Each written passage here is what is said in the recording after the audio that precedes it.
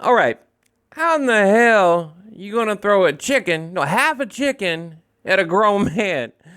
Look, I was gonna make a video about it. Billy Joe Saunders apparently threw a chicken, I think, like a chicken, a cooked chicken, a half-cooked chicken, or not a half-cooked, literally a half a chicken at Deontay Wilder. Deontay Wilder down there, Tyson Fury doing the face-off. Runs in shouting bomb squad, gets in a verbal argument with Fury's dad, just making a scene down there, trying to hype up, the potential Deontay Wilder Tyson Fury fight. And, but it's entertaining. But yeah, there's videos everywhere. You guys can just YouTube it, whatever. But apparently they walk up. There's some kind of handshake and almost like a polite exchange of words. Some pleasantries, right? Some formal pleasantries, as we call it. And you can hear Deontay Wilder making a comment, something about racist. I don't know if Billy Joe Saunders made a racist comment or maybe perhaps Deontay Wilder. Something about racist comment. Next thing everybody's holding each other back. There's this big commotion, and I guess a chicken went flying through the air. Billy Joe Saunders, like bolts right out the door. Here comes the crew, the bomb squad crew chasing Billy Joe Saunders. One of them like wipes out of the door. The dude's in like a red jumpsuit, hits the ground, whatever. It's just makes a big scene. But Billy Joe Saunders, man, out of his damn mind. And you guys know. It's a love-hate relationship with me and Mr. Billy Joe Saunders. But anyway, look, Canelo Golovkin, I got a few updates for you now. It's funny, the news, okay, is kind of trickling out, and I talked about it in a couple of videos ago. It's like we're getting like a breadcrumb trail, and, it's kind of revealing what is actually going on. The mentality, the demeanor, the game plan, the fight plan, the training camp, just everything. What type of shape are they in? Just the whole package, right? So now, I did a lot of digging around today. I probably went to, I don't know, about 20 different sites to bring you guys the latest update. So let me get to it. Okay, Golovkin, and this is what I like. And I told you guys, Golovkin needs to go back to his roots. I mean, what made Golovkin Golovkin? What made him, the most feared middleweight, in history, as Max Kellerman puts it, or whatever? His power, that pressure, that seek and destroy. That killer mentality, the killer instinct, as Pacquiao puts it, the hungerness, if that's a word, the hungerness, right? He needs to get back to that. Golovkin plans on going back to his normal power game by throwing with full power and pressuring nonstop to force Canelo to exhaust himself and boil over from fatigue in the first quarter of the fight. Now, remember what I said. I think Golovkin needs to come out strong, right, and hurt Canelo, hurt him to the body, buzz his head, get him a little head buzz going on, get his attention, because Canelo is making light, yes indeed, making light of Gennady Golovkin's power, okay? Gennady Golovkin wants to win, to leave no doubts in the minds of the boxing fans and the judges in September. The best way for Triple G to achieve that goal is by making sure he knocks Canelo out, okay?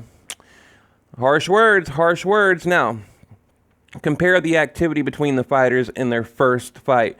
Abel Sanchez says, Gennady did everything in that fight. Gennady wasn't the one who got booed by the fans when those crazy scorecards were announced, and Gennady is going to do even more in the rematch. I read that Canelo isn't eating beef in camp.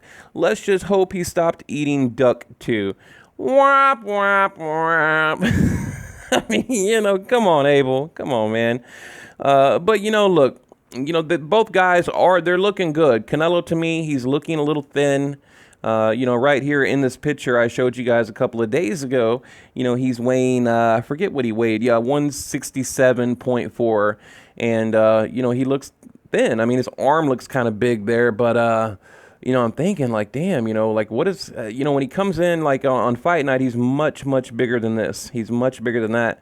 And if he's damn near 170 right there, what is this guy on fight night? So, but let's delve back in history just a bit. Canelo angered a lot of boxing fans. 2016, you remember he beat Miguel Cotto, vacated the WBC middleweight title when he was ordered by the sanctioning body to defend the belt against Golovkin. Remember, he told Mauricio Sullivan, you're not going to tell me what to do. You're not going to pressure me into a fight and, blah, blah, blah. But it's funny because prior to that, Canelo benefited from the sanctioning bodies and mandatory fights and so forth. But, when it's not convenient for him, when there's not a beatable opponent in front of him, you're not going to tell me what to do, and I'm going to vacate and throw a big hissy fit, okay? Let's get back to it, was the mandatory challenger at the time. Golovkin then was given the WBC 160-pound title by the sanctioning body. Golovkin then defended against welterweight Kell Brook and stopping him in the 5th round in London, England. Okay, now, Golovkin wants to punish, okay? Hey, I'm liking what I'm hearing. Golovkin wants to punish Canelo on September 15th, who he's branded as a dirty fighter due to his 2 positive tests for clenbuterol. Okay, a potential performance-enhancing potential performance-enhancing substance. PEDs, people, PEDs. Say no to drugs. Canelo has been making light. Here we go. Let's get into it. Okay, let's get into the real mudslinging, right? Let's get into the meat and potatoes, all right? Canelo has been making light. That's right. Light of Golovkin's punching power lately, saying he doesn't hit that hard. Okay, and he rates him only as a 9 out of a 10. I mean, seriously, if you're dating a girl and she's a 9 out of a 10, I mean, come on, right? If you got $9 million out of $10 million, like, seriously, he gives him a 9 out of 10. But, it's nothing that's out of the world or whatever he says. Canelo didn't want to stand and trade with Golovkin long enough for him to test what his power was actually like. And I told you guys this. I told you guys that Gennady Golovkin never really landed flush and clean, and I don't believe he did. There was a lot of slipping, ducking, dodging, running, that kind of thing. And I don't think he felt that power. And maybe he did. Canelo, look, I'll give it to him. He's got a great chin. He's got a damn good chin. One of his stronger attributes as a boxer is his hand speed, chin, and of course, I mean, his weakness would be, he fatigues. He gasses out, right? He just gasses out. Now, right here, by the way, look at these legs on Canelo, okay? Now, the picture you're looking at here was pre-clenbuterol, okay? Pre-clenbuterol. I just look at these pictures and I look at current pictures of his legs, and now he has these little string bean little beanie chicken legs. And I look at this, it's just like pow, like bam, like what the hell, man? It looks like Hulk Hogan right there, like, what I'm saying, like some crazy bodybuilder. But here we go. Gennady Golovkin had to chase Canelo, who boasted that he was the true Mexican warrior around the ring. Sanchez said, it reminded me of the 4 corners, and we'll get it. He's about to say, it reminds me of something.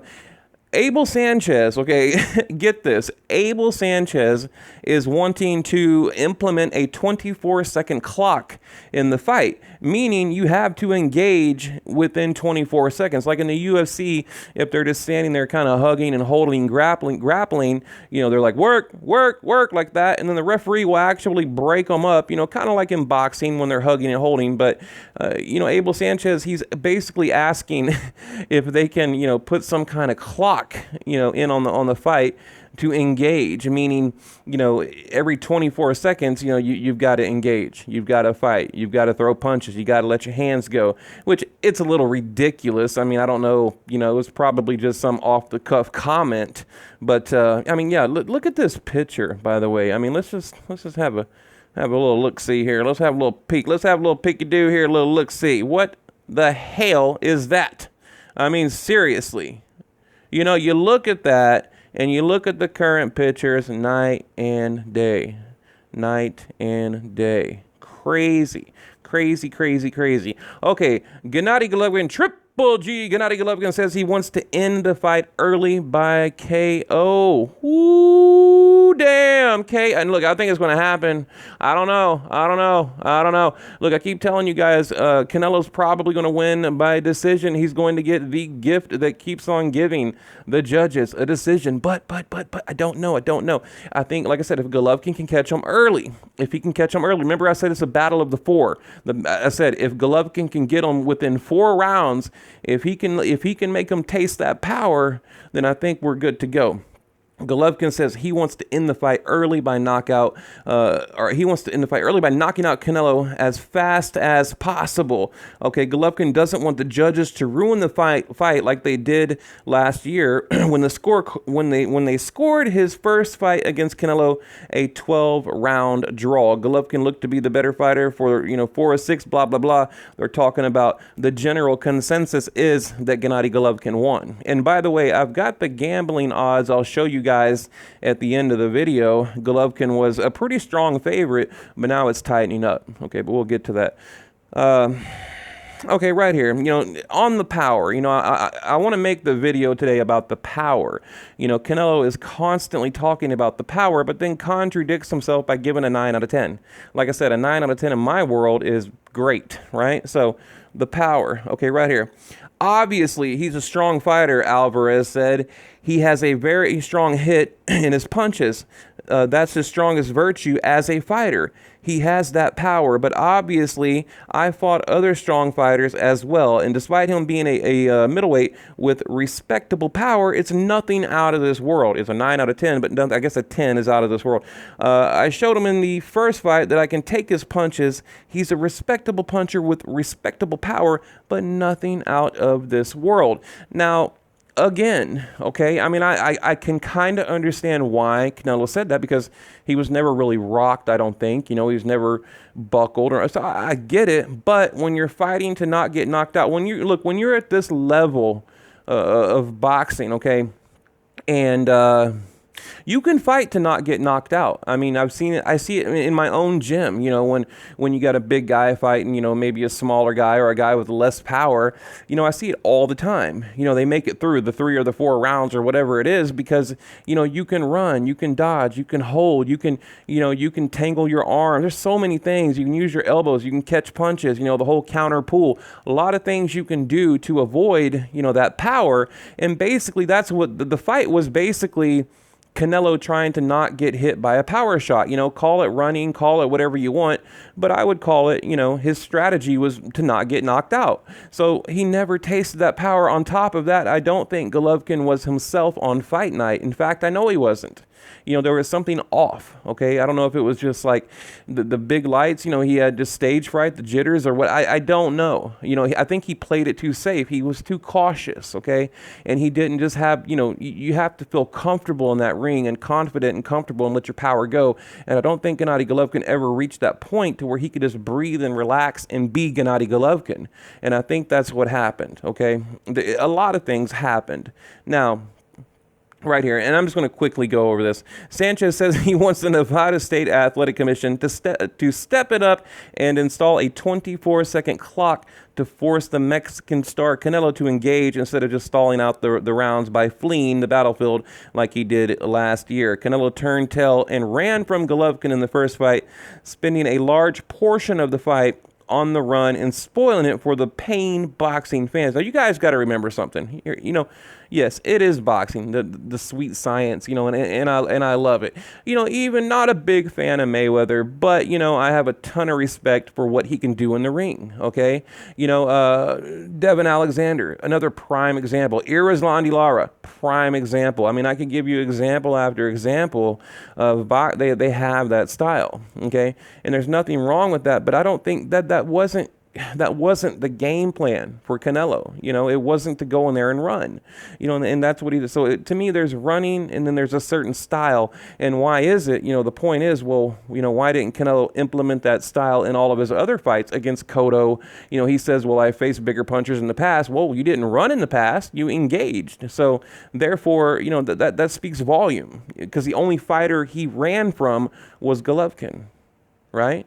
I mean, just go back in his career and look. So Now, by the way, over the weekend here, we got Carl Frampton and Jackson. It's actually on tonight, and yeah, I might do a little reaction video when we're done. And then, of course, I'm actually looking forward to the Tyson Fury fight. So we're going to see. Now, by the way, Tyson Fury like towers over this dude. So we already know the outcome. And if by chance, if some crazy chance Tyson Fury loses tonight, I mean, what a shame. Talk about like the upset of the year, probably, right?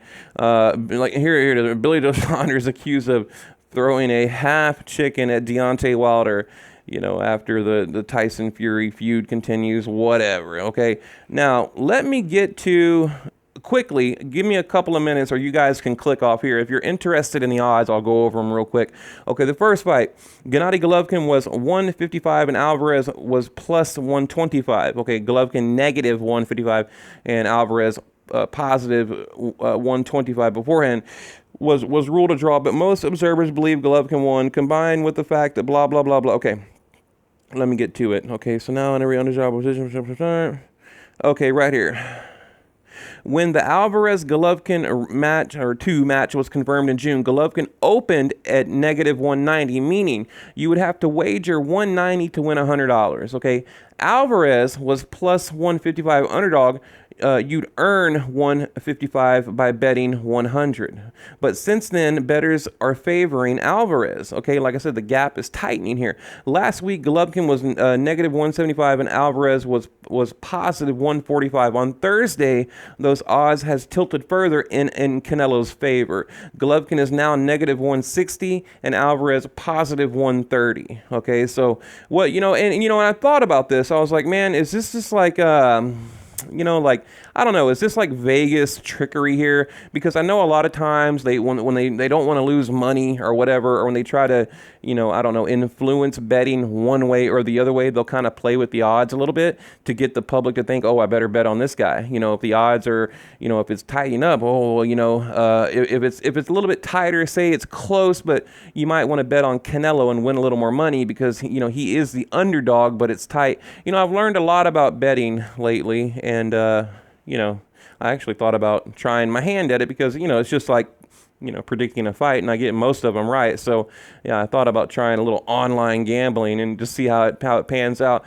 But anyway, guys, I will probably leave it at that. I've got a couple more videos I'll put out tonight, just real quick ones, just some, just typical boxing news. So leave your comment below. What do you think? What do you think's going to happen?